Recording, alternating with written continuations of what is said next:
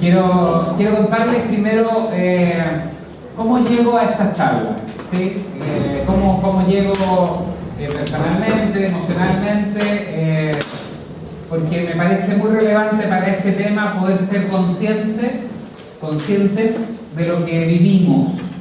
Pero para mí, yo tengo que decirles estas reflexiones que quiero compartir con ustedes son tremendamente significativas. Y lo son fundamentalmente porque tiene que ver con cómo llego, porque soy hijo y soy nieto de una abuela que me sobrevive, que tiene 102 años, a la que estimo muchísimo, y mi abuelo, que murió hace 3 años, llegó a los 99, son longevos, de parte de mi padre. No importaba qué y cuáles eran las dificultades que tenían, no importaba cómo estaban entre ellos, no importaba cómo estaba el contexto, que fue muy complejo, la época que a ellos les tocó vivir como protagonistas. Siempre ellos estaban pensando en lo que iban a hacer el día de mañana. Tampoco era que se proyectaran mucho tiempo, salvo mi abuela Ponto. Mi abuela decía que ella quería llegar al 2000. Cuando llegó al 2000 dijo que era poco, digamos, que quería llegar al 2010. Y en 2010 dijo que bueno, que ya estamos aquí, ¿por qué no? ¿Por qué no seguir, no? Y ella siempre tuvo como sueño viajar a España. Y viajaba en la lectura que hacía todos los domingos en la revista de viajes del Mercurio, y viajaba en los infinitos libros que leyó, y viajaba en el poco de televisión que veía, porque veía muy poco, y muy poco televisión, no le gustaba la televisión. Sí, le parecía que esto era nada, y cuando ya le tratamos de enseñar computación y la internet, dijo no, que ella ya era suficiente, que para ella le bastaban los libros. Ella se crió desde muy pequeña en los libros y viajó, y nunca viajó a España por distintas condiciones económicas, familiares, nunca pudo concretar sus sueños. Sin embargo, le impulsó siempre y desde toda la vida esto. ¿Cómo logramos poner en un todo, con sentido y significado, lo que hemos vivido? Y claro, como tarea grande, como tarea de desarrollo, puede ser que el resultado de esta integración sea, cierto, la sabiduría, dice él. Porque uno a esta edad, cuando logra decir sí, esta es la vida, en esto encaja, estas son las cosas que pude hacer, las que no, estas son las cosas que hice bien, de estas he aprendido, ¿sí? Esto es lo que he vivido, ¿sí? Uno se transforma en una persona sabia. Ese problema que da sentido a nuestra existencia y pone un estilo a nuestras relaciones, tiene que ver con la pregunta más importante, la pregunta que articula lo que yo quiero compartir con ustedes. ¿Qué es para qué? Estoy aquí. ¿Para qué hoy día? ¿Cuál es el sentido que tiene mi vida?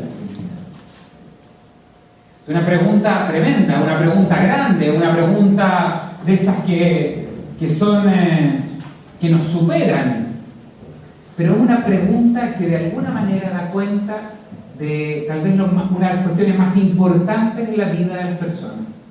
He buscado muchas maneras de llevar esto al trabajo que hago, al trabajo en la academia, a la consultoría, al acompañamiento de personas, al trabajo en lo social, etc. Porque me ha parecido que es una tremenda respuesta a algo que para mí es muy vital, que es buscar el vaso medio lleno y no el medio vacío. Aprecie, valore, disfrute, agradezca el presente. ¿Cómo? Sí. Agradezca el presente. Ese es el punto de partida. Porque si uno agradece el presente, entonces mi abuelo, ¿sí? Ahí me acuerdo de ello. Entonces uno, ¿sí?, se empieza a sentir bien. No porque no sepamos que tenemos achaques, que estamos aquí, que no, si eso lo sabemos, de hecho cuando tenemos que tomar todos los medicamentos, ¿cierto? Que nos dan en la mañana, mediodía, la tarde, etcétera, ¿no? O sabemos eso, ¿sí? No es un enteleque, no es algo que esté en teoría, sino que está aquí. Está en el corazón, en el estómago, está en la sensación sentida, ¿sí? Estamos en esto que tenemos adentro, ¿sí? Y por lo tanto, no podemos pensar, no, es que a mí estoy agradecido porque hoy día, en la mañana, no. Hoy día, aquí y ahora.